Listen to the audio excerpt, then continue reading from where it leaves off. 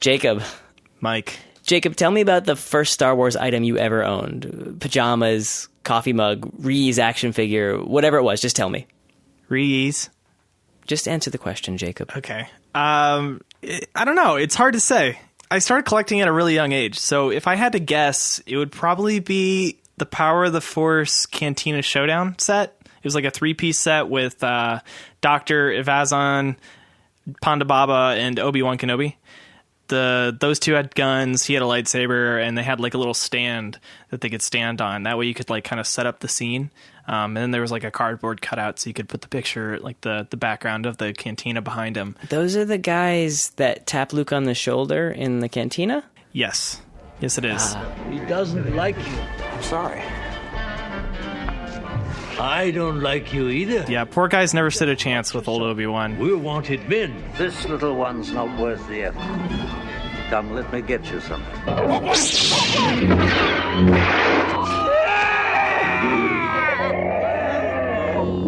Very sad story in my opinion, but your turn. What was the first Star Wars item you ever owned? Oh, okay. Mine was an action figure of Luke Skywalker, but it's Luke as he was in episode 4 when they jumped those stormtroopers, him and Han. Okay. And it came complete with like a blaster carbine and a removable helmet, so he could be incognito stormtrooper. Dude, no joke, that was the character I wanted the most. Really? Yeah, seriously. As a kid, my cousin had that, and he absolutely, like, he cherished it. Like, he thought it was really cool, too, because it was, like, basically 2 characters in one. And I wanted that, too, because it was Luke, but it also could just be another stormtrooper. So if you had a stormtrooper and you needed another one for one of your little scenes, you could just put the helmet on him, and it'd be good to go. Oh, I guess he doubles as that. For me, it was like super limiting, though, because you have a Luke action figure, but nothing else to work with, at least at that point in time. And so you either have to do, some kind of mission where, Luke has to be a stormtrooper in that moment, or you have to like really just, go to imagination land and just make him into like in your brain. He's not wearing the stormtrooper outfit. He's wearing, his Tatooine garb or whatever, Yeah, I guess that would stretch your imagination a little bit. I mean, on top of that, my brother's, he was like my playmate as a kid, we just did everything together. And his first toy, because we got him in conjunction, he just got one of the generic, like, TIE fighter pilots, black uniform, black mask on there, that was just no name or anything like that to play with. So it was just this stormtrooper that doubled as Luke Skywalker and a TIE fighter pilot. And that was it. That sounds like one of the new Star Wars spin-off movies. It's like a bad sitcom between a stormtrooper and a TIE pilot just hanging out on the Death Star. Yeah, that is a sitcom.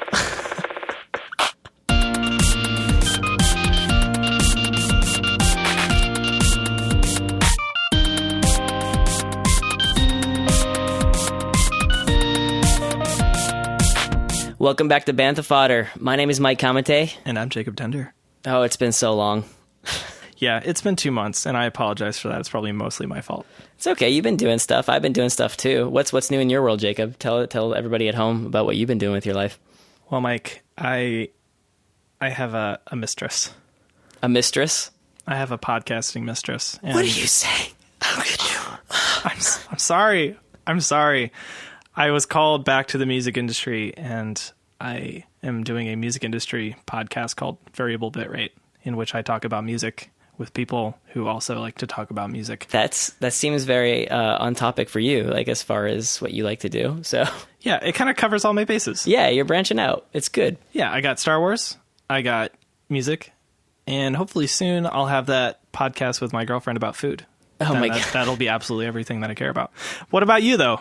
I got hired as the audio editor for HeadGum, the podcast network. So cool. Yeah, it's pretty rad. It's so cool. It's so cool for you, and because I'm selfish, it's also very cool for me. Now I can say that one of my podcasts is edited by the East Coast editor of HeadGum. It's quite a title, Boosting that LinkedIn, man. Yeah, exactly. A lot of good practice. Yes, for sure. For your main gig, Bantha Fodder. For today, if you couldn't guess from our intro, we're talking about collections and collecting and just what it means to be a collector. There's so many elements that go into this. This has been like the second topic on our topic list since we started the show. Part of the reason why it took so long to kind of get this episode together is because we had to kind of dig deep and kind of see what we wanted to talk about, dig into our pasts, and also kind of look for outside information too. Yeah, we've got some outsider perspective that I think will really kind of maybe bridge the gap between the two of us. You know, me being a sort of rural living collector with a lot of room to grow, and yourself as a New Yorker that doesn't have much room and not much of a collection to boast. So it should be interesting. I think this will be a good episode. Yeah. And if you're a fan of the kind of the way we did this episode, just drop us a line, banthafodderfm@gmail.com, and just tell us if you like it or not. And, or just tell us to argue with each other a lot more like we usually do. We're breaking the format here. We're trying new things. So I guess let's just dive right into it. Okay.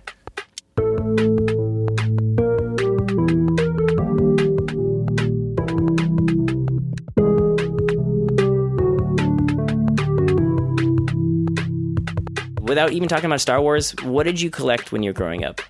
Oof, wow, a lot. Like a lot of things. As a kid, I collected action figures and toys of all sorts. I had a coin collection.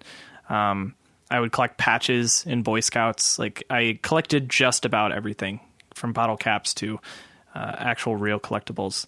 As far as like action figures go and like toys, I collected a lot of Marvel and DC stuff. Oh yeah. I had tons of action figures. There are usually hand-me-downs or things that I found at Goodwill, which was honestly the best place because they had a lot of like cool older ones that you couldn't like find in the new stores anymore. The ones that were a little they made them better back in the day, you know? A lot of the newer ones, even when I was a kid, they were pretty cheap plastic. They would snap a lot. The idea was that you'd buy more of them, but the ones that I got at Goodwill always held up a lot better. Well loved. Very well loved and loved twice. So got passed around quite a bit. But apart from that, I don't know. I had a lot of Hot Wheels, Matchbox, Hot Wheels, knockoffs that we got at Dollar General. We were pretty, we were a middle-class family. We didn't spend a lot on, extraneous things like that. So it was just whatever we could get from wherever it was cheapest. So there was that.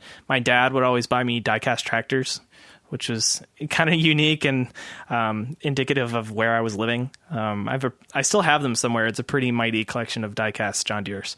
So it's awesome that you still have them. I have everything, man. I have it all, including a majority of my Pokemon and Yu-Gi-Oh cards. More so my Yu-Gi-Oh, but that was kind of it. Pokemon, Yu-Gi-Oh cards, and action figures were my big things. Those are going to be valuable someday. They are. I think so. So I guess as a kid, the way that I would collect was, just whatever I was into. It was usually whatever I saw on TV. So I watched the WB a lot. So this is like Kids WB in the morning. They had the DC and Marvel animated series and Animaniacs and the Power Rangers and like all those sorts of, action-y sort of kid shows that weren't necessarily just like Rugrats or whatever you saw on Nickelodeon. So I had a lot of toys. Like I say, we didn't spend a lot of money on them, but I did have a lot. I was very lucky in that way. And whenever my friends would come over, there was plenty to do. We always would play either with action figures or the cars, and we'd take them all over the house. My friends would remove absolutely every single toy I had from all of my boxes and all of my shelves. Not always to play with, but just like to look at, because they were different than the ones that they had. Mm-hmm. And then they would leave.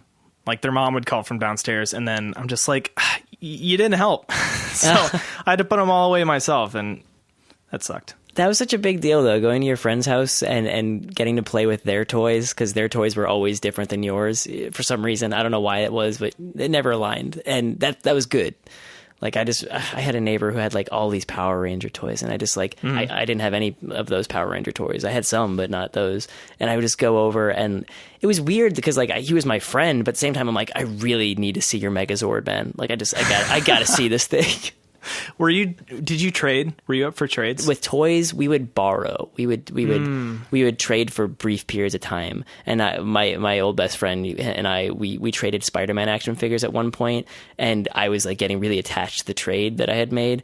And he came over to play one day and didn't say anything. And like while I wasn't looking, he swapped him right before he left. I was like, I was like, oh, you took it back. But there's absolutely no reason why there's anything wrong with that. Like you totally just took back what was yours and left me mine. Oh.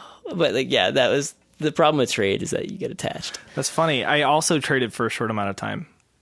My old best friend, Jimmy Miller, he had a lot more toys than I did. His dad was a business owner, and they made a pretty decent chunk of change. He was like the first kid I knew that had a giant TV. You know, this was before flat screens. This was like honestly a giant TV. But while we were watching Jimmy Neutron on that, we'd be playing with all these toys that he had, and he had all the kinds that I wasn't allowed to have because they were based on TV shows that I wasn't allowed to watch. So he had like what? Like, I don't know. It's going to sound weird because like there's really no reason why I shouldn't have maybe been able to watch these shows. But that was just the way my mom was. You know, she was she wanted to know exactly what I was watching. So if she hadn't taken the time to kind of vet it, I wasn't allowed to watch it. So examples of that would have been like Teenage Mutant Ninja Turtles, Transformers, Street Sharks, Jurassic Park. Wait. You weren't allowed to watch Ninja Turtles? She didn't really know what it was about. And I think all that she did know is from like commercials. And in the commercials, it was always just like Michelangelo burping. So. Oh, I would have thought the violence or like the implied violence would have turned her off. That too. You know, she wouldn't let me watch the Animaniacs, man. It was the Turtles' manners. It was their manners that made it like a contraband. That's awesome. That's awesome. We had a lot of banned TV shows in my house for quite a while. You know, she came around. It was while I was young and like, Oh, I totally get it. But like my banned shows were like South Park, you know, and like maybe I think we were banned from. Remember that show, All of That on Nickelodeon? You're too young for that. Yeah, no. I was allowed to watch all that because my dad liked it, so I would watch it with my dad. We weren't allowed to because on one episode, and this is my friend Ben, and I think remembers this story because he was over at my house one day. My mom's like, "What are you watching?" We're like, "All That." It's just like a comedy show. It's a sketch comedy show for children. And in that exact moment, one of the characters from one of the cast members like pulled a bra out of a drawer in the show, and my mom was like, we just look at each other like, okay, I guess we'll just turn it off. We're not even going to try this time, you know? Like Thanks, Keenan. Yeah. Like it was. I'm pretty sure it was Josh Server. It was probably Josh Server. It probably wasn't Keenan. Like you know. Oh god. So yeah, I mean that was just kind of like my childhood. I was the firstborn. I don't know. Maybe it was different for you. With Jimmy, he was a firstborn as well, but his parents were a lot more lax. You know, I don't know if that's because they were motorcyclists. They were big into that kind of thing. I don't know if that kind of lifestyle changed the way that they looked at what was dangerous for their children. But yeah, that was just kind of it. So he had all the toys that I could not get for myself, which was cool because I got to play with those. But to go back to the trading point, I bring that up because I was kind of remembering this instance where I think I traded, it was either a Pokemon toy, you know, the ones that you'd get from, I think Burger King, they were the ones that had them. And I think I traded one of those with a friend of mine, and everything was Gucci until I got home. And then we got a phone call from his mother, and his mother is like, you know, talking to my mother. And I'm like, what's going on? Well, it turns out he wasn't completely happy with the trade. So we had to go back there, and I had to apologize, and I had to trade back the toy because he wasn't entirely happy with the situation that we left in. I thought we were on good terms. I thought he got the better end of the deal. I totally had to do that with like a Pokemon card trade, like gone terrible at one point, you know? Yeah. Go back over, like, it's like, oh, Kyle didn't actually mean to trade his Blastoise to you, you know? You should really give it back, you know, if you want to be a good person. And like, that was... Yeah. And you feel betrayed. You're like, you jerk. You sold me out. Oh, gosh. You sicked your mom on me. Now I'm a bad person in your mother's eyes because it looks like I took advantage of you. And maybe I did, you know? Maybe I did. Maybe that Starmie wasn't worth a Blastoise in the end, you know? Yeah. Did I ever tell you I used to steal my sister's Pokemon cards? You horrible person. One a day. I would steal one a day. That's kind of like the Superman 3 kind of thing. You're stealing a little bit so nobody notices, and then it all adds up to a lot. Yeah, but eventually they do. She noticed, but she couldn't prove anything. She could, no, except where were you hiding them? Where were you hiding them? Oh, I had a separate box. I wasn't stupid enough to put them in my collection. But when did Star Wars come into it? We got to keep on Star Wars at some point. Oh, that's right. This is a Star Wars show. I don't know, man. It was really early. Like I say, I think that Cantina set was my first. I don't have any recollection of how old I was. I think we talked about how young I was when I first saw Star Wars. I think that I can't remember how old I said I was, but I think it was sometime around 5 to 7, somewhere in that range. Mm-hmm. So I started collecting Star Wars toys at the exact same time. You know, I probably saw the movie, recognized the character at Goodwill, and I grabbed it. So, you know, that's when I started collecting these things. My parents were the ones that got me into Star Wars. So, you know, they fed my habit. They knew I was interested, and that made it easy for them to buy me gifts. You know, Christmas was covered, birthdays were covered. I would get like one toy on Easter. So, you know, that's when I started getting these things, and that's when it all began. Wow. My collection was small. Like, my Star Wars collection wasn't like huge or anything. I still have all of my old toys in one box. I haven't like combined them with my current collection. I like to keep that kind of separate because those are, you know, from a very different time in my Star Wars collecting life. So those are still in like a Tupperware container, and they all fit in one. You know, it's not like they're all like spread out into multiple boxes or anything. I wasn't lucky enough to have all of the figures that there were available. It was just basically like, okay, this is the toy store that we're going to. You can pick out one Star Wars toy, and this is when all of the pegs were full, but they weren't all necessarily good characters. So I got a lot of the, you know, the kind of secondary characters, and that was kind of interesting for me because those characters didn't have stories. So it was a lot easier for me to make up stories for those characters. And these are like this is like the droid that like receives the other droids when they come into Jabba's palace.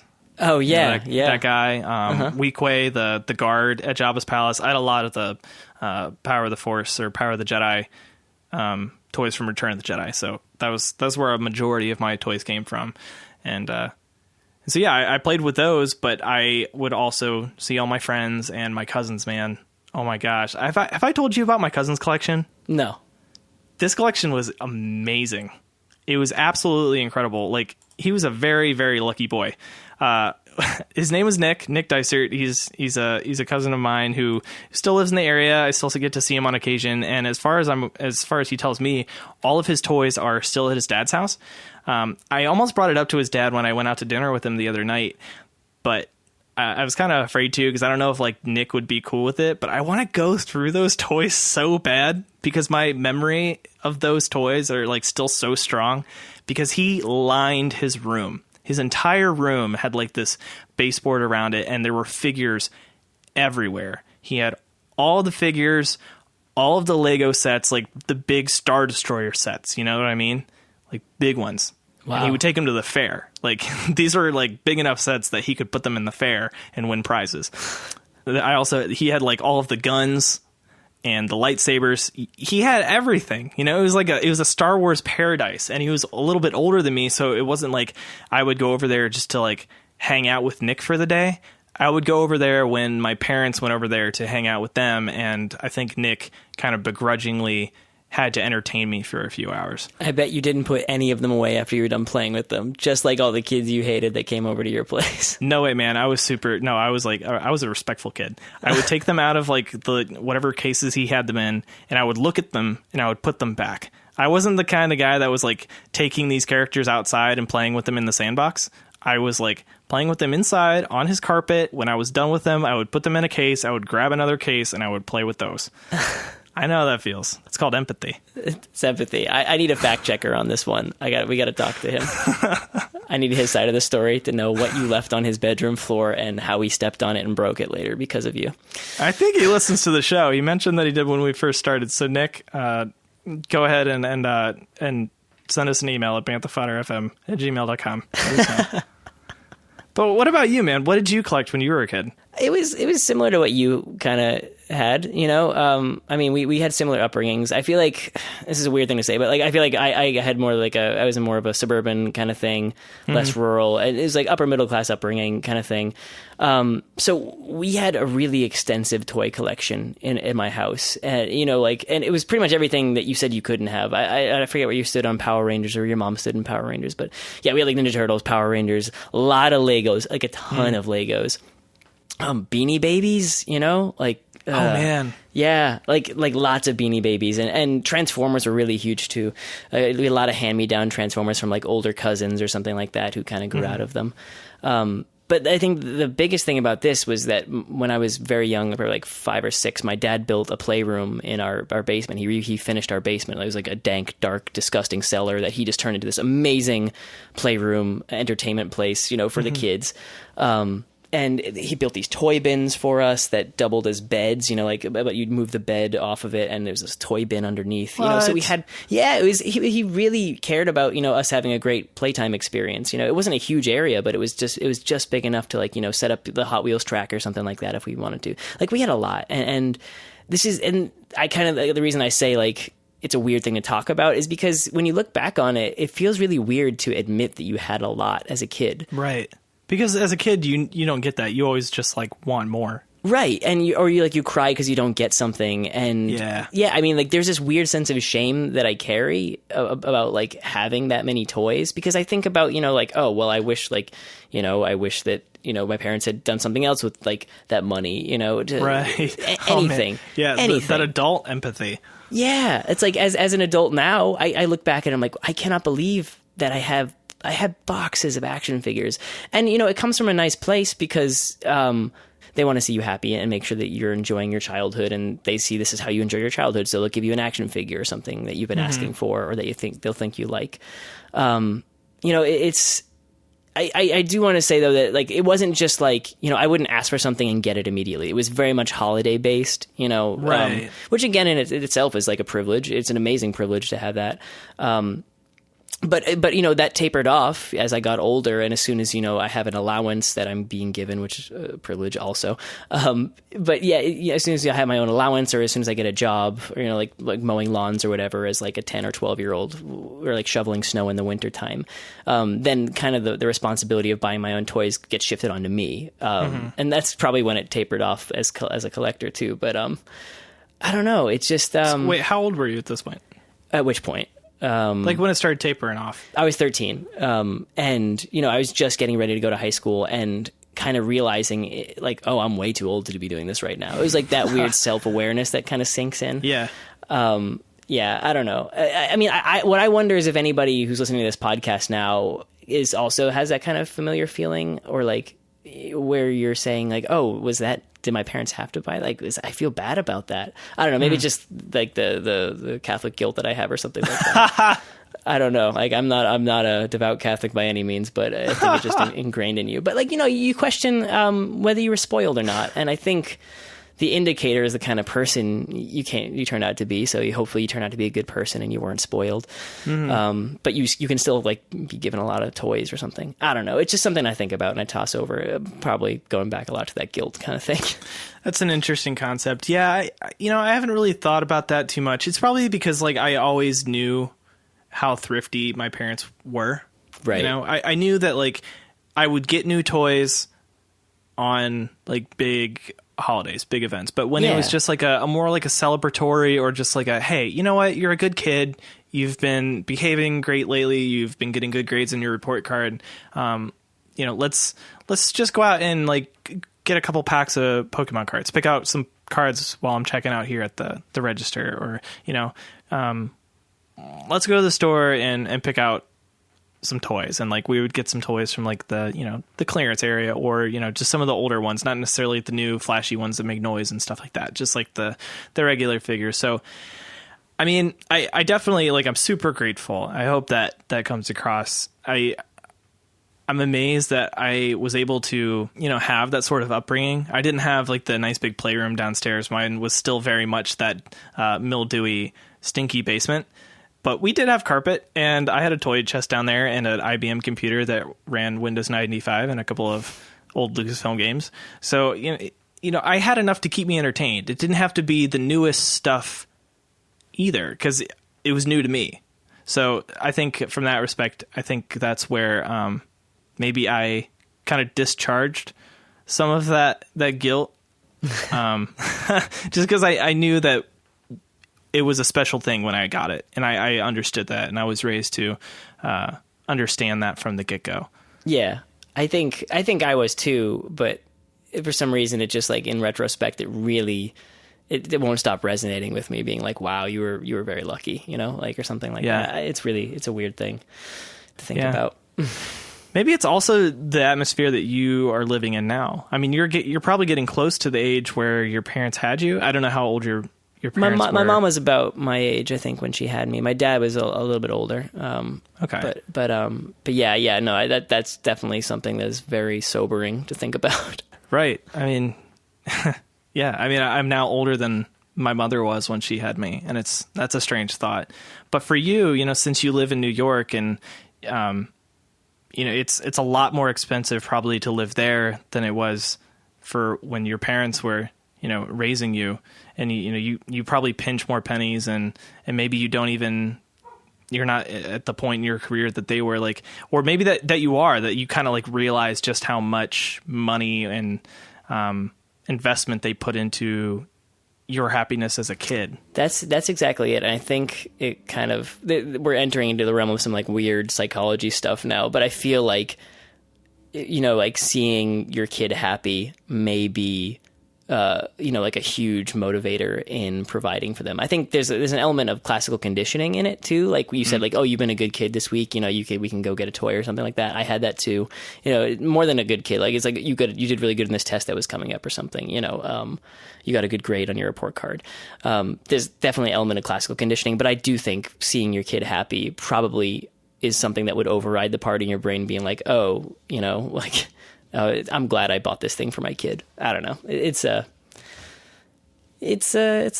weird thing. Interesting thought. So getting back to Star Wars again, you were collecting Beanie Babies, but when did Star Wars come into the picture? Probably right around the time of the special editions, when they put in all the Lucas put in all the stuff that he wanted to put in. It was that was when like the next Star Wars boom started for me, and I wish, honestly, that I could be like, oh, I was the first one in my block to get Star Wars toys, but it was definitely not. My old best friend had he had like a much older half brother who gave him all his 80s Star Wars toys and things like that. So we were probably like, I'd seen the Star Wars toys around, and he was definitely up on his Star Wars collection. But when they got re-released in theaters again, it was like, oh, everybody's got to get these Star Wars toys. Yeah, but thank God for those special editions, if you think about it. Like, as much as we don't like the actual like film, as far as those special editions go. This is where half of the podcast audience turns it off. I didn't like the special edition movies, but if you think about it from a commercial standpoint, it completely reinvigorated the toy line. Oh, absolutely. Definitely. And if it wasn't for that, I wouldn't have any of the toys that I like. I started collecting before the prequels, but after the special editions. It was that sweet spot where like I was able to pick up some of the older ones from before the special editions, and then some of the ones that they re-released after. So that's, if it wasn't for that, I don't know where I would have bought my Star Wars toys. They wouldn't have been filling the pegs at Toys R Us like they do now. That is a totally valid point. As hate those movies as much as you want, but even with the prequels, that is responsible for Star Wars today. Those prequels being awful movies, the toys that they sold that got Disney interested. But from a non-commercial standpoint, let's put a little bit more of a human perspective on it. Why did you and I collect Star Wars toys? Not because the movie gods told us to. I get what you're saying. Yeah. Right. So, why? Tell me why you wanted to expand your experience in Star Wars beyond the films themselves. Well, I think you just said it, because we wanted to expand from the films, it's the same reason why anybody, loved science fantasy, in like the 50s or whatever, like those really like campy science fiction movies or whatever, you want to be a part of this world so much, and you'll do anything to be a part of it, including just making up your own stories, your own fanfic, it's why we read the EU when it existed. It's why we played the video games, because it just gave us a little bit more of a taste of that feeling feeling that we had in the movie theater. You know, it's why we did everything. I mean, did you ever dress up as a Star Wars character for Halloween? Yeah, I don't know if I mentioned on the show before, but I went as Obi-Wan one year. This was after the prequel started, so it was probably it would have been probably year 2000. I went as Padawan, or at least Jedi Knight. Obi-Wan, I had like the little clip-on ponytail. Oh, I was going to ask if you had the rat tail. You had the rat tail. But yours is clip-on. My rat tail, not clip-on. Oh. You had a real one? You grew it out? Oh, big time. There are lots of home videos of me with some sort of rodent attached to the back of my head. It is... That's amazing. Yeah. Did you go... So you went as Obi-Wan? No, I went as Luke Skywalker, but okay. Yeah, but the hair wasn't a thing. It didn't matter to my costume. Imagination, Jacob. Imagination. I imagined a bowl cut onto my head. I gotcha. So yeah, I did the Halloween thing. I dressed up in the robe, had the lightsaber, and yeah, absolutely. I did flips off of the couch onto the floor. Wow. I did the whole thing. I was a performer as a child. Everything your mother tried to prevent happened, all because of Star Wars. You kidding me? She thought it was hilarious. She's like, keep going. This is great. She was recording the whole thing. I had it somewhere to do. No Ninja Turtles, but doing flips off the couch is fine. That's crazy. Okay, let me be more specific. Usually I was doing flips off of the couch onto the couch cushions that I took off of the couch. I mean, I was smart. I was safe. I wasn't going to break my neck on the coffee table. This is Rescue 911, that TV show. This is the setup for one of those episodes. So yeah, we talked about some of this before, just kind of the expanding beyond the films and getting into the Star Wars universe that we love so much. You read the Expanded Universe books, right? Yeah. I poured my heart and soul into the DK picture books. You know, I would just look at all of the facts. I would learn the names of all the miniature characters that probably didn't even have names until that book was written. Mm-hmm. And I ate it up. I was like, ooh, okay, so this is how a lightsaber is made. And then I would draw my own diagrams for like how I would make my own lightsaber and where the kyber crystal would go and like the wires that I would put in there. And like I drew my own all the time, and I would draw the Star Wars characters. And isn't that awesome? Isn't that so awesome? Because that's what it did for us. Like, our love of this universe, it didn't turn us into, like Pablo Hidalgo. It didn't turn us into like, the story group for Star Wars, but it turned us into these critical thinkers who could make these Star Wars stories and like really creative minds, that creative as far as, like basing off of something that somebody else made, but in its own sense, like we were making our own stories. And I think that was really cool. Like that something like Star Wars could motivate us to do that. Yeah. I wish I could have made it a career out of it. That'd be fun. Yeah. I mean, I think we're all, we're all in that boat, but here we are podcasting, for our audience right now. Yeah. Screw it. We're doing our own thing. Yeah. We've gone into some of this before, but I like the point that you made where you said that, it made us critical thinkers. It made us creative. We're not in charge of these things and how the series continues now, but, it made me a better writer, I'm sure. It gave me an imagination that allowed me to write fictional stories that carried me through high school.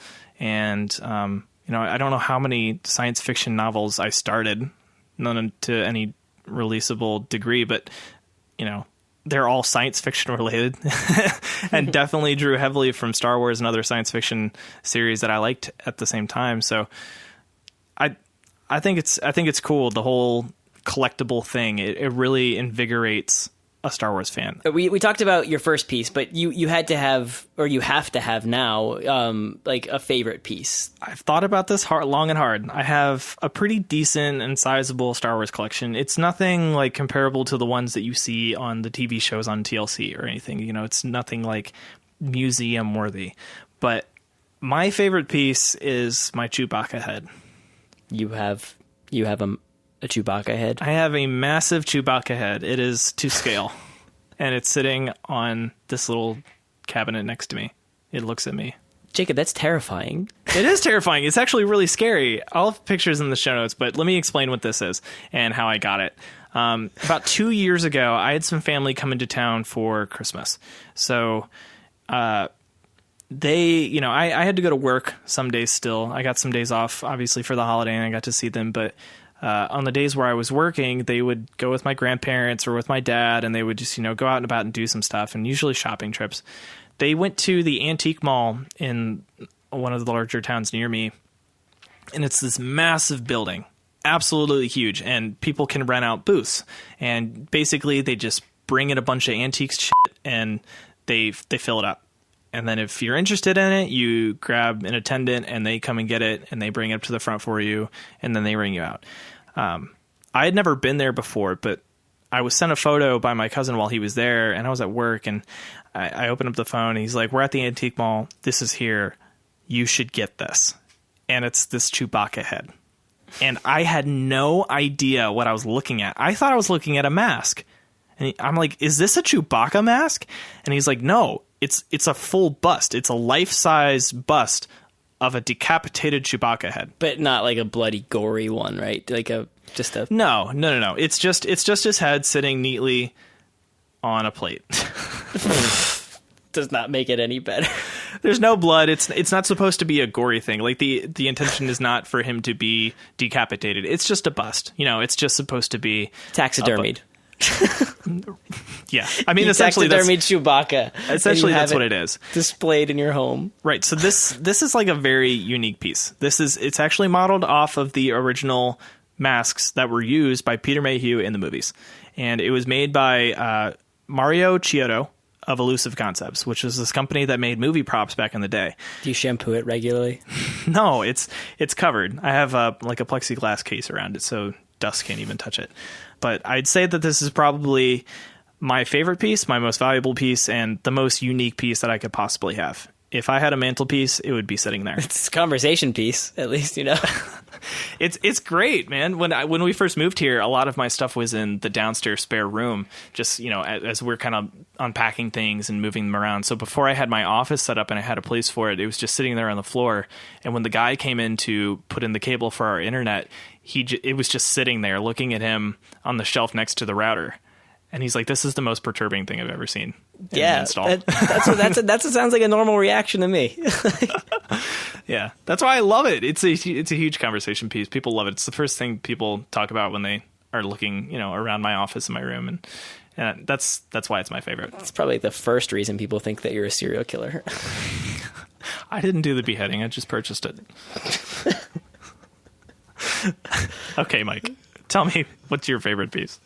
Oh man, well, it's been so long since I collected, but I have to go back to do you remember Star Wars Action Fleet? I mean, I'm assuming these are ships, but I don't remember exactly what the form factor was for these. It was all these tiny little ships. Probably they could fit in the size of your hand, I would say. And they were really great playthings. But I mean, anybody who's listened to all 10 of these episodes so far knows that I love starfighters. I love fighter pilots. I love all that stuff. My favorite part about Star Wars. And so I had so many of these Star Wars Action Fleet series things, and it was just these really super detailed models, and you could take them out and play with them. They, the cockpits opened up, but they were so tiny, like micro mini machine scale. This. Oh, that small? Are these the die-cast ones? No, they're not. They're not die-cast. But these things, like the B-wing actually rotated the cockpit, and you could fold the wings out. The X-wing could fold the wings out. The R2 unit would come out, so would the pilot, and the cockpit would open up. Had landing gear that was retractable. And they all came with these stands, so you could they could just be models, in your room, But my favorite part about them was how dedicated they were to the fighters, and not just the X-wing or the Y-wing. They had a B-wing, which really didn't make any appearances in the saga, until Return of the Jedi, briefly. And they had E-wings, really, really obscure fighters. And that was my favorite thing. It's just I could, see these things that I could only see in video games normally and hold them in my hand. That sounds really cool. That's one of my more recent favorites to collect is just the new Titanium series. Oh, yeah. They're great, man. It's just the little ships, and I don't think anything prods the imagination more than starfighters, because they can go anywhere and they're just so cool. It's, the dogfights. It's just so much fun. And you don't even have to run around your room with them over your head. You can just kind of look at them and think, you know what? This is a very nice little model that I can sit here on my desk and appreciate. But it's also a badass piece of machinery that I could use to take down the enemy fighter. So, at what point did you start, changing the way that you collected? Was this after you moved, or was it just because it just wasn't something that you were interested in anymore? No, it was actually way before I made the move to New York City. Like, still, like, around that time that I mentioned before, you know, like at 13 or 14, it's just life. Life changes, you know? Like, I think around that age, my house started going under renovations, and these are the kind of renovations, you know, that started by someone who has like a grand vision, and then suddenly it's like, oh, I actually can't. I have no idea what I'm doing. I can't do this. And that's basically what happened to my house. Is like my living room, one of my play places, just got totally covered in plastic wrap. Like all the furniture under plastic, like you couldn't play in there because they were like painting constantly, or just, and then when the construction stopped, it just stopped. You know, it didn't get uncovered. It was just the way it was. It was never completed. This is just like yeah, they imagined it would start again, you know, like the construction would pick back up again. It wasn't even construction. It was just like refinishing surfaces and painting. But even so, like everything that was in the living room had to get moved to the basement, and the basement just started accumulating junk. You know, my brother was really into sports, so he started getting like his sports equipment down there. So it was like a physical limitation on playing. You know, I mean, you could always go outside and play, but you don't want to drag your playroom outside. That seems kind of weird and counterintuitive to stand still or like sit down while playing outside. And you don't want to get sand in your Starfighter. That's bad for the engine. I mean, my brother was into sports, but I mean, I fell into other things. I fell into music, as you know, and like a lot of school. Like school got really heavy for me. I went to like a school where you had to do well. Basically, I'll put it that way. You had to do well in school, and like playing just stopped being cool. So once playing stopped, I started kind of like I very, very self-aware of like kind of looking around me like, wait, why is all this stuff taking up space in my life if I'm not even using it? You know, I was realizing that I was collecting to play. That was kind of why I was collecting, to, like we talked about, expanding on this universe. And if I wasn't playing, I wasn't expanding on the universe, and thus didn't really seem like any reason to keep accumulating things. And on top of all that, you know, long after I stopped actively collecting, that house that was under renovations, just we moved out of it, you know, while I was away at college. Oh, that's right. Didn't you say that you just kind of like moved, and when you came back, it wasn't even the same house anymore? No, not at all. Like I came back from college, and it was just, you know, my parents had moved completely into a new place, and I had a bedroom, you know. Right. You went to college, but when you came home, you weren't at that same home anymore. You were in a new home. No, it was really weird. It was so like, bizarre. Yeah. What a feeling. But the thing was, we were my family had moved and was living in the new place, but we still had the old place that they're trying to get rid of. So there's just like, and you have to vacate the home, you know? So my dad parked this giant dumpster, and this is where it gets like traumatizing, you know, we parked this giant dumpster in the driveway, and we just spent an entire summer just emptying that house out from like top to bottom. And like most of the toys we had over the years donated to like various hospitals and you know, children's hospitals and whatnot, and Goodwill, those kind of things. But there's still like, there's so much that eventually some of it, like my dad just put it in the dumpster, like, and like that, like you have to put on a mental shield to like take your Lego set or something like that, and just that you disassembled, reassembled many, many times and had on display in your closet, and just like you have to just put it in a dumpster and just kind of like say goodbye to it. This is your childhood, and you're essentially like, you are quite literally throwing it away, you know, like being like, this is no longer who I am, and very aware. And like a lot of people don't have to deal with this, you know, like a lot of people go away to college and then don't come back home after. I mean, some people do, but and, you know, or they take everything with them, you know, or their parents just get rid of it. Like, oh, we're donating everything to Goodwill, you know, see ya, you know, like, do you want anything? Nope. Awesome. Cool. But yeah, in this case, it was like, I had to like saw off my own limb, you know, it was just, it was weird. But in the course of that, you know, I wasn't the only one throwing things away. My dad was also kind of pouring through his documents in this, and like he didn't have toys, obviously, but he had these file cabinets full of just stuff that was insane to hold on to. You know, like just outdated like documents that just didn't make any sense. Like college leasing agreements and yeah, just like, or like old properties that he didn't have anymore that there's no reason that there would be any tax investigation on or something like that. Like there's no reason the IRS would raise any eyebrows over this thing, but he still had these file cabinets locked away. And so watching my dad kind of pour through this stuff, it kind of just pounded it into my head, like never have possessions, like never accumulate clutter, just don't own anything is kind of what it said. And honestly, it made me not want to have kids, like it made me want to be like, oh God, you have like, I don't know. This kind of goes back to like how I feel now. I don't want to, like, I can't even imagine dropping like $20 on an action figure for my kid if I had a kid, and I'm sure that'll change if I ever have kids, but like it reinforced like, oh God, my kids are just going to throw all this stuff out one day. So why would I even buy it for them in the first place? And that's exactly where I kind of like, I stopped. And that's why my move to New York was so easy, was because all I had to do was just pack up the necessary things. I had a bed, I had clothes, and I had a computer, and I was like, and my guitars, obviously. And I was like, I'm going to New York City. And I packed up my stuff and I moved down here, and I didn't take anything that could be on display except for like a picture frame or two. And yeah, I mean, I haven't had more than 100 square feet to myself in 5 years.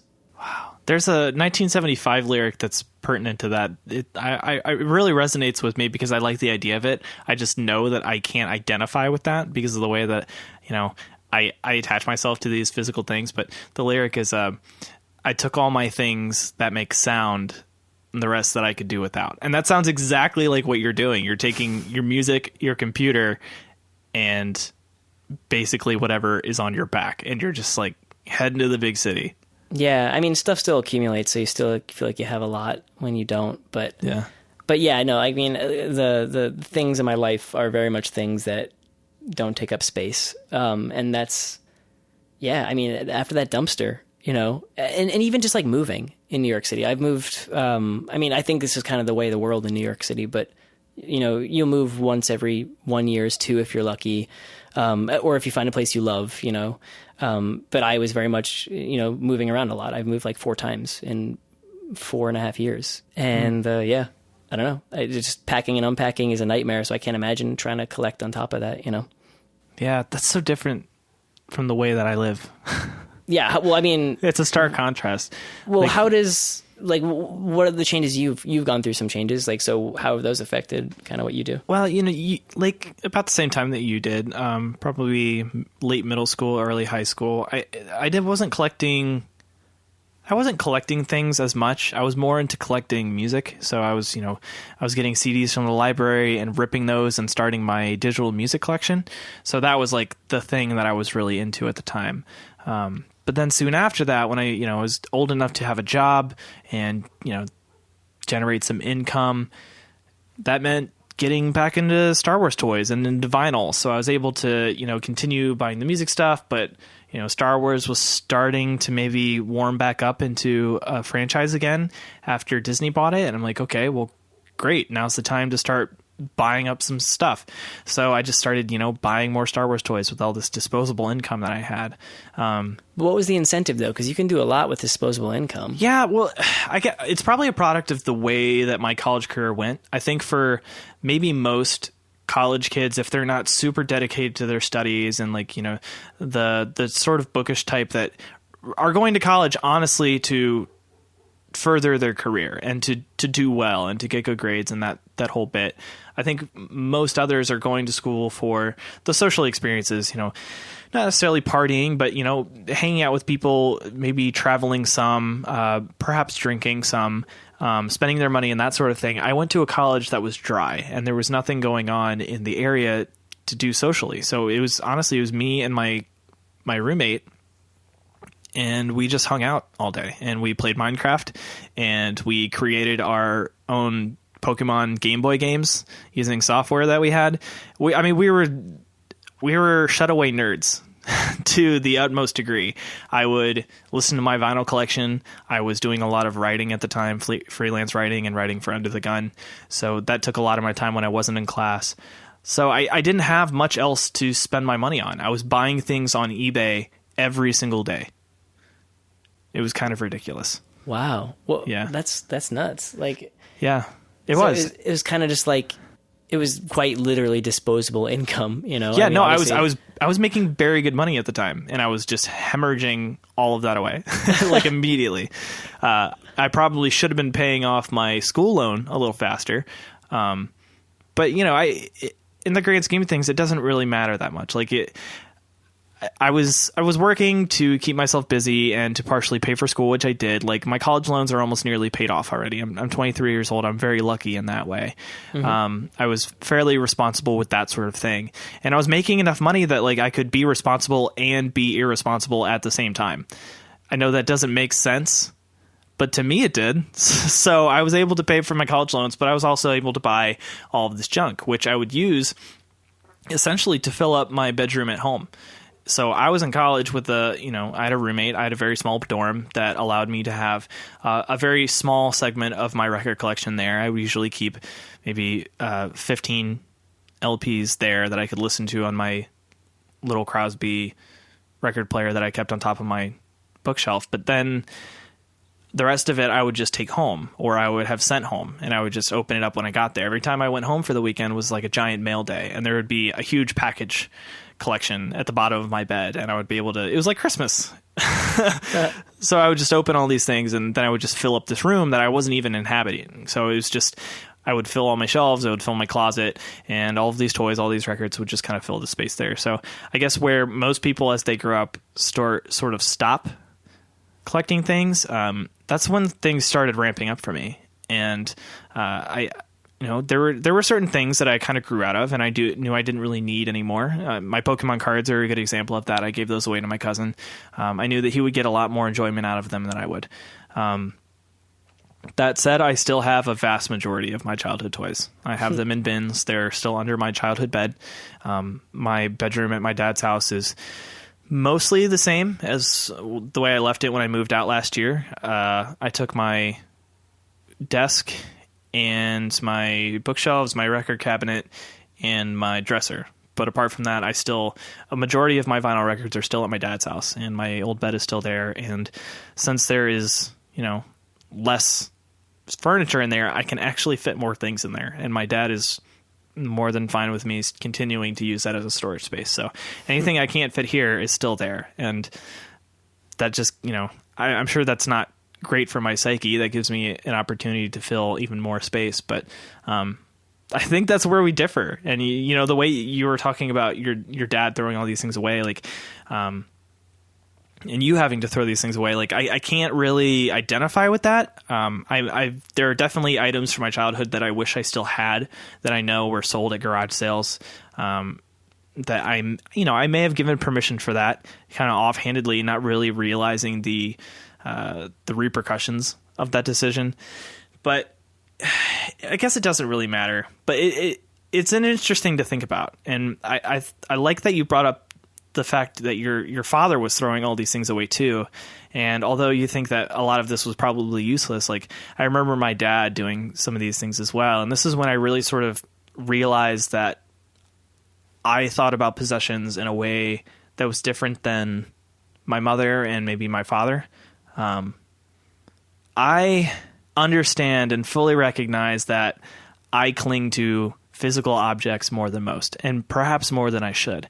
My father was once going through his possessions, a lot of documents from school. He went to school for like graphic design, and I think he was more like a product designer. He was making the mock-ups of chairs and electronics and cars, and like that was like his thing. He went to school for that. It was essentially drafting before the computer boom came in and sort of took all that over with AutoCAD. He was doing that on paper. So he had these portfolios from college with all of these amazing drawings of things, and he was just throwing them all away.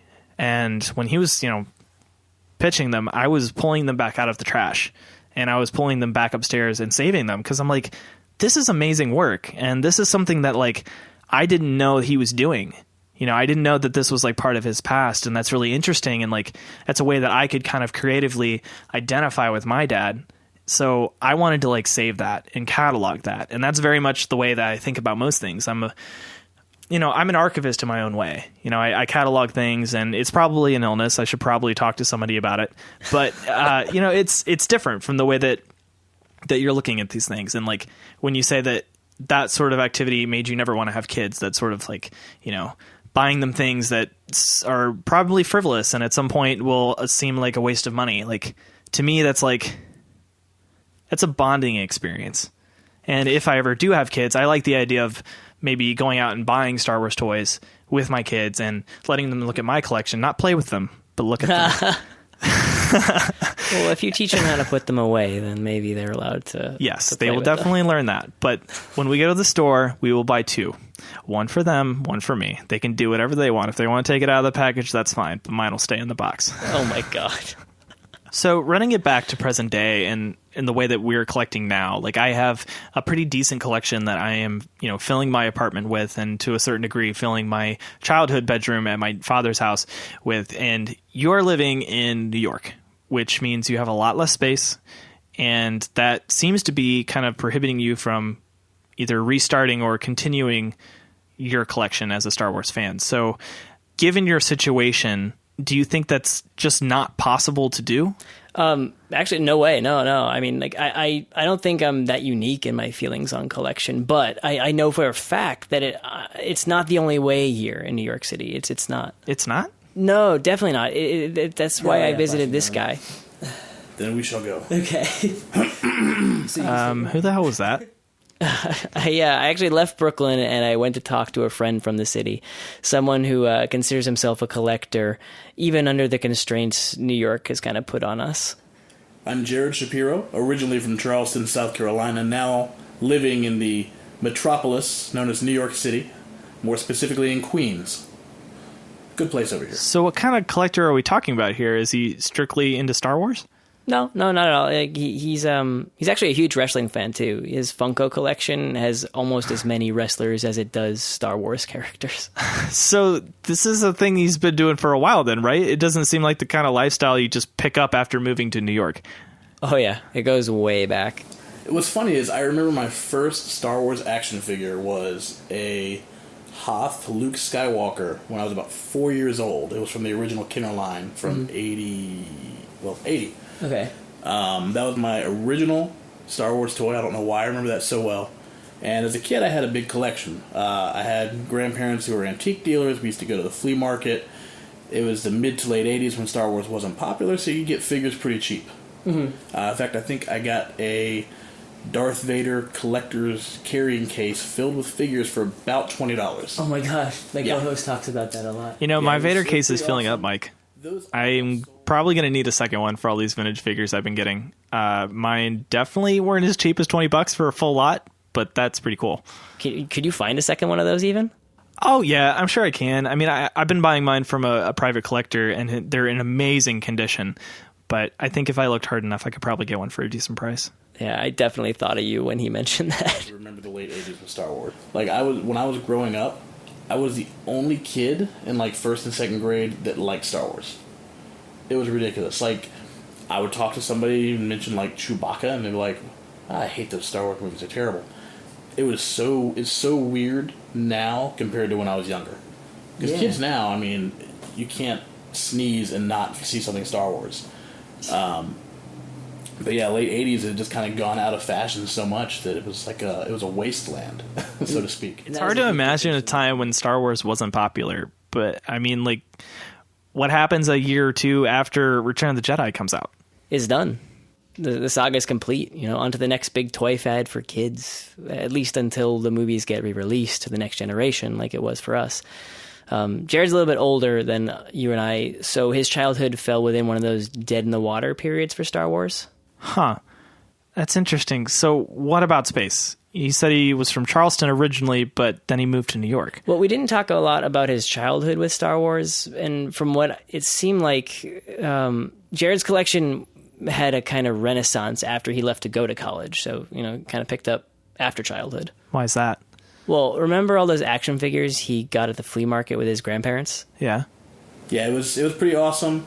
Those all got sold at a yard sale when I moved out to go to college. Oh, no. Yeah, but he accepts some responsibility for it. It was a, hey, come get your crap or we're going to sell it at the next yard sale kind of thing. And they followed through. you're like 19 years old. It's like, I don't need Star Wars figures. And I was also living with some friends in a house, but space was limited. The house already had a bunch of furniture from the previous owners that we just kind of took over, and I wasn't really too worried about it at the time.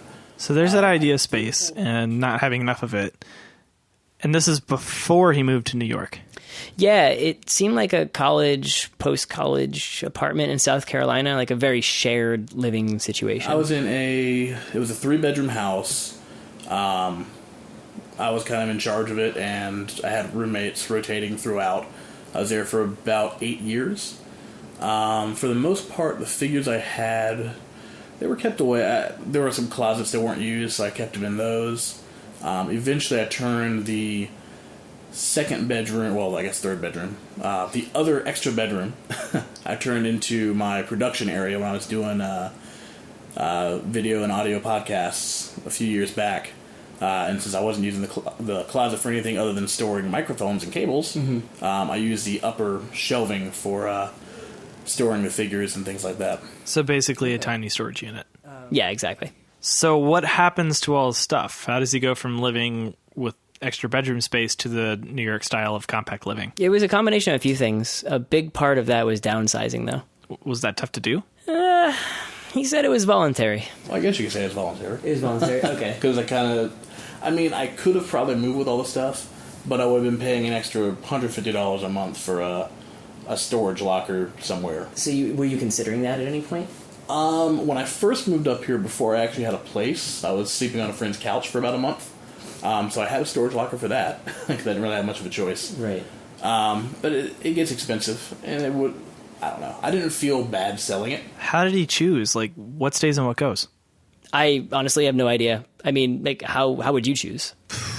I don't know. I guess I'd make my decision based on value, probably sentimental first and monetary second. Well, Jared says he just took the stuff that mattered. Yeah, the stuff that was of more of a personal value I held on to. Like a little plushy R2-D2. I actually picked this up. I have C-3PO up top as well. I picked these up, I want to say when I was 18, and they used to sit as decorations in the back of my pickup truck. Okay. Inside the glass in the back. Yeah, I had little cup holders in the back. There were little tiny seats that no one could really fit in, so I had these kind of sitting in the cup holders in the back. And there was this other toy he pointed out on display in the living room. So up on top of the shelf, there's an R2-D2. That's actually a cassette player. For those of you that don't know, cassettes are an ancient form of audio technology that use magnetic tape on 2 reels. Whoa, a tape deck? Yeah, I actually remembered seeing commercials for it as a kid. Yeah, you just stick the cassette in front of him, and he's got cassette controls. He's also got little sound effects and things. I don't think he works anymore, but he's one of those things I've always kind of just held on to. He makes a good set piece. Not only that, but that toy was really good to mess with when people were helping him during any moving processes that he was going through. Yeah, I wish he still beeped. What was great, when I was moving, he still worked. So there was a box that we would pick up, and you just hear this R2-D2 whistle. I wouldn't tell people what it was. It was great, just seeing the reactions on their face when they were helping me move. But yeah, I mean, those are kind of the smaller, sentimental things. I'm a wrestling nerd, too, and most of the stuff I kept was all wrestling related, so that's still in a box somewhere under my bed. Not displayed, because I don't have room for it yet. Wait a minute. Yet. He said yet. Yeah, I asked him the same thing, and his response? I'm sure I won't die here. I'd like to eventually have a bigger house again one day. Whether it's going to be in New York or not, who knows? But when I can have a man cave, that's when they'll go. The man cave. Yeah, I mean, although I know Jared wouldn't oppose women entering the man cave. It's simply built by a man, enjoyable for all. You know, as long as you love Star Wars and wrestling, I think you'll be okay to enter, regardless of gender. Equality is important among nerds. It is, yes. So Jared downsized for New York. What's his living situation like now? It's more condensed, that's for sure. When you walk into Jared's apartment, you're flanked immediately by a shelving unit that's got, like, everything on it. Looking around, I know that people listening can't see it, but you see mostly I have DVDs, Blu-rays, books. Those I kept because I could put them in boxes. Yeah. Which boxes can easily be put in corners. Right. So is everything on display? Sort of. We only went as far as the living room, where there was definitely a good amount of items on those shelving units. Then there are the Infinity figurines. Yeah, these are the Disney Infinity figures.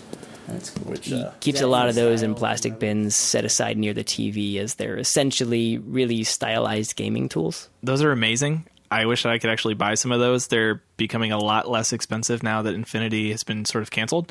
So I think I might buy some of those up. Do you have, I mean, what system do you use them with? I would have to buy the platform that attaches to the PS4, but it might be worth it. I've heard it's really fun. But getting back to Jared's collection, like, there are a lot of those, and I'm assuming that if he's collecting any of them, he's probably collecting all of them. So did it seem like he was running out of room? No. It's definitely, like, it's workable, you know. It's a lot of stuff, but it's compartmentalized. It's very utilitarian and, like, kind of display-oriented at the same time. And he's gone pretty much digital in a lot of things. most of my editions have been to the digital kind, because that's kind of what you have to do in New York. Going digital. Well, not in terms of the figurines, you know, those are going to have to stay analog. But imagine you're a collector with boxes of comics and DVDs, and you're faced with the task of getting rid of it all to make room. That works initially, but you're still a collector, and even if you ditch a bunch of your physical things, you're still going to want to collect. So the advent of digital media makes it easier for him to accumulate content without necessarily taking up any space. Exactly. It's actually something Jared got into even before he got to New York. And Jared has a lot of content. Role-playing game guidebooks, video games, movies, and TV. Stuff that would take up basements and spare bedrooms. Honestly, I started doing digital stuff before I even left Charleston. Mm-hmm. Mainly it started with like movies on iTunes, just because it was a convenience thing. So you don't have to hunt for discs, you just punch a button on the Apple TV, you got access to everything. I kind of like the benefits of digital. I like not having to deal with finding discs. And of course, with media, especially floppy disks, those degrade over time. A lot of them are starting to get to the point they don't work. Does he feel like he's sacrificing anything by converting them? Well, as he puts it. So yeah, it's cool to have on a shelf if you have a shelf. But if you actually want to enjoy it, not so much. Yeah, I don't know. I mean, that's not how I would do it, but I guess media might not be that enjoyable for some people if accessing it involves digging it out of a box in a basement or in a closet. Very, very true. I can't express how much combining my own iPad and the unlimited comic apps like Marvel Unlimited has changed the way and frequency that I consume media. It's nuts, you know? I kind of agree. I mean, I read all of my Star Wars comics on my iPad, but they are free downloads from a sticker that I get on the inside of the physical comics, which I'm subscribed to. So what benefit do you get from that? Just, I guess, the ability to take it everywhere. Right. I get to take it everywhere, plus I have the physical copy for my collection in pristine condition, because it's not like I'm taking it out to read it. I'm taking it out, gently peeling off a sticker, getting the code off of it, typing it into the internet, and then I am cataloging that comic book away on my shelf. You're a collector. That I am. But I mean, even with all the digital conversions that Jared's been making in his collection, he still has a lot of physical items around, right? So does he have any like really rare ones or like prized ones? Well, I think it's hard to say. And I think even Jared has a hard time kind of estimating like what's rare or prized. Why is that? Because value comes in a lot of different forms. I mean, there's the obvious idea of monetary value, right? Which usually equates to how hard to find something is. But sometimes that rule doesn't hold up. Okay, so what's an instance where maybe scarcity doesn't correlate directly with the monetary value? Well, I did hold on to some figures I picked up when Episode 1 released. I actually picked up the entire first run of Episode 1 figures in 99. Kept those on card. I had those in a box until I moved to New York, actually. I had to sell the whole thing for about $50 because those figures were not going up in price. As much as I thought Jar Jar and Anakin would pay off someday, they didn't. This is amazing, but just hold up a minute. I think the term on card might be something that's not universally familiar with our audience. I know I'd never heard it before he said it. Yeah, on card, basically not opened. Thank you, Jared. A collector's thing is mint on card, where there's like no stickers on it, all the corners look good. Those are harder to come by, which is why they're so darn expensive. And it gets a little more complex. Oh boy. Are you familiar with grading? No. Comic books have grading, action figures now have grading. There's companies you can send things off to, which I know about this, but I'm too cheap to actually do it. You can send things off. They get graded on a scale of 1 to 10, and they get basically sealed inside this plastic thing that's nearly impossible to open. And if you're selling for value, something that's graded is going to get you more money. And obviously, the higher the grade, the better. So, like, for instance, these lovely Disney Elite Series Star Wars things, which if you haven't seen these, they're amazing. Jared's showing me these really awesome-looking figurines right now. Check out, it's die-cast. It was only $25. Wow. They still got a lot of the Force Awakens ones. But these guys, since they're still in package, I could send them off, get them graded if I wanted to spend a couple $100s. And then, if they become collectible, which again is an if, then, I get money for it. Is that guy, the Darth Vader. That was the last one the Disney store in Times Square had. Oh, wow. He now sells for about $80. Wow. If you wanted to, like, sell one or buy one. But I wanted to have him because he's Darth Vader and looks awesome. He does. On the Elite figures, those are amazing, and I want all of them, especially the ships. You and Jared need to hang out. I think so. We sound like we could be pretty good friends. But this brings in something else. Collecting with money in mind. So I guess reselling. That's not really something he's touched on yet. And it actually led into a wider conversation because throughout our conversation, Jared had really been referencing price or value pretty frequently. But these weren't bad. These were about $10 to $15 each, depending on which one it was. I didn't pick that up. And I'm so mad I didn't, because now you can't get those with any kind of decent price. I'll probably see something and be all excited and pick it up. It's not too ridiculously expensive. The newer stuff won't be worth as much money compared to the older stuff. Okay. If that makes sense. And for what they are, the die-cast figures, which are usually pretty heavy, usually pretty expensive, they're only $25. Most of those I don't think are going to be worth that much more money in the future. My Darth Vader that I was able to pick up, like we already talked about, is already $80. But some of them do go up in price because they were a limited run. The Stormtrooper was a limited run as well. Well, classic Stormtrooper. With comic books, if you look at older stuff, there's a lot of stuff that's worth money. You can get comics from the 70s that are worth a couple $100. Comic books from the early 90s on aren't worth that. Except for a few issues. But monetary value has two sides to it. There's the amount you pay for it, and then there's the amount that you sell it for, if you're into that kind of thing. That's what I started to realize as I talked to Jared more. There really wasn't a point in the conversation where I inquired as to the price or value of any of his collection. He volunteered a lot of it, actually, but not in a braggadocious way, or anything like that. No, it doesn't really sound like that at all. Yeah, it was almost like justification. Yeah, justification. He was talking so much about deals, which I absolutely 100% respect. I love deals, and all my friends love deals, and we always get deals. We're on a quest to find objectively what the best deal in the world is. Actually, one I found actually came in the form of a comic book. I got the entire Buffy the Vampire Slayer comic book series for 99 cents. It was a total fluke, but I got it. That's what you call a steal. That was, I think it was like legally stealing. It was like a glitch on the website. It was supposed to be $99 for the entire collection. But they misplaced a decimal point, and for like 2 hours it was 99 cents, and I snagged that. Yeah. That's amazing.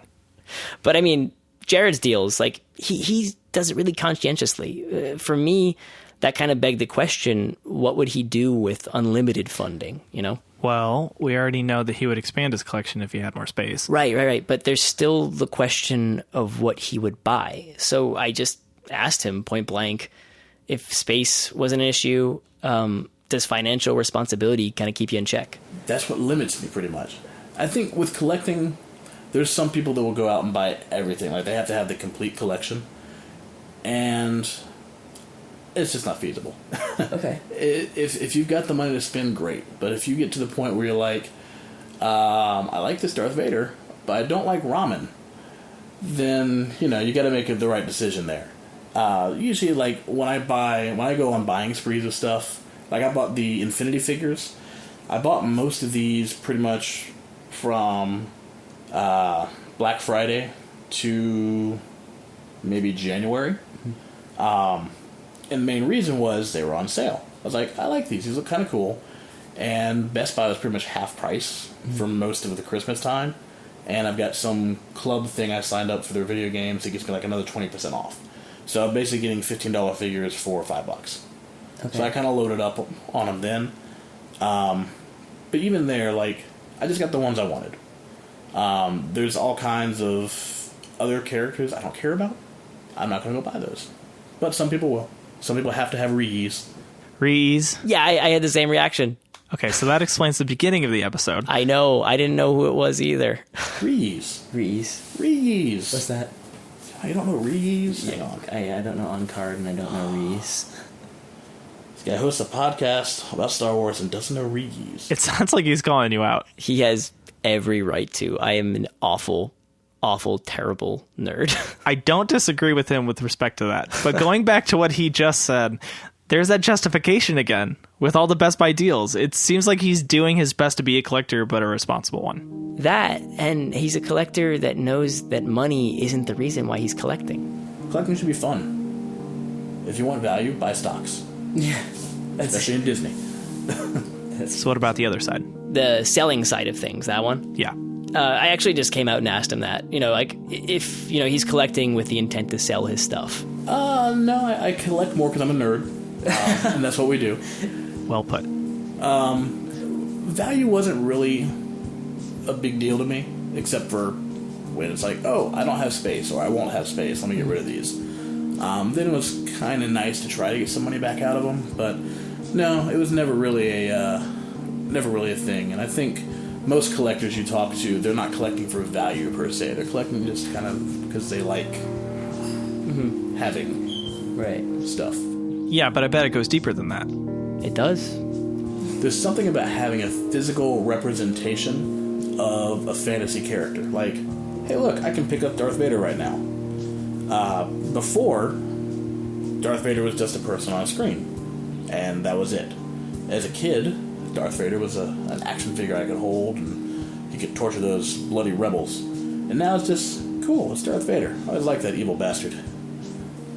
But there's just something about being able to hold those fantasy characters. It's a unique feeling.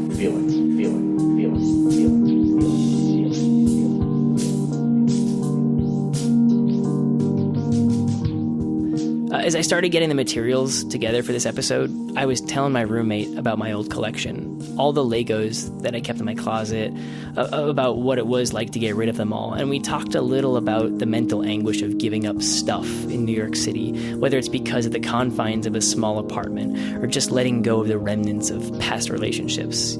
He was actually in the process of downsizing himself after the latter, you know, like getting rid of his wardrobe, posters, desk clutter, just everything.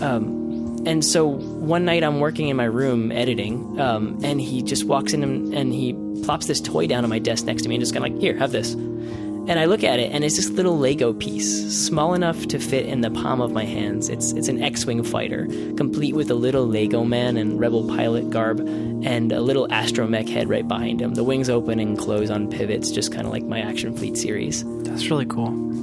I pick this thing up, and I'm immediately transfixed, leaning back in my chair and spinning it around in my hands, and pivoting it and rotating as if I'm flying it around. And right in front of my roommate, I'm transported back to my childhood, consumed by, like, what little imagination I have left. He's watching me fly this thing around, and then I realize what I'm doing, and I start laughing, just kind of like marveling at the ease in which this little item brings out this sense of wonder. And then it all starts to click. And right there I had this brief moment of clarity, and everything I've told myself about the clutter of collecting, the money wasted, the garbage it generates, all that just dissipates. Just for like a minute or so, I'm remembering the joy of having something material that isn't a tool. It's not a guitar I used to write my songs. It's not a computer on which I do most of the work in my life. I just got it. Does that mean you're starting the collection back up again? Hell no! You think I have the money for that? Oh. And this little Lego is like all I can fit on my desk. It's so small. So small. Oh, Mike, we're so close. So close. And that's not even factoring in the allergy factor. This stuff accumulates so much dust, I can't stop sneezing when I'm in my bedroom. It's awful. And the things always go missing in this room. It's like a black hole. I'd probably lose one piece from the engine, and it'll just never be complete again. Or the dog will eat it, and the dog will choke, and then it's my fault. And then just like I have to pay the funeral cost of my girlfriend's goddamn dog. It's just gonna be... Bantha Fodder is hosted by Jacob Tender and me, Mike Kamate. Music for today's episode written and recorded by me, Mike Kamate. The show is also edited by me, Mike Kamate. Thank you to Jared Shapiro for letting me invade his home. Assistant project coordinator is Aaron Ortiz. Silence provided in part by Jacob's dog Jazz and my roommates, Audrey and Pat. Promotional consideration by Tide. Tide, it's what's for clothes. Bantha Fodder is a proud part of neither Curbside Audio or HeadGum, but you should definitely check them out either way. Thanks for listening. Show information and details for this episode of Bantha Fodder can be found at banthafodder.fm/episodes/11. The show can be followed on a variety of social networks, such as Facebook and Twitter at Bantha Fodder FM. Okay. I'm done now. Okay. But I think you had a typo.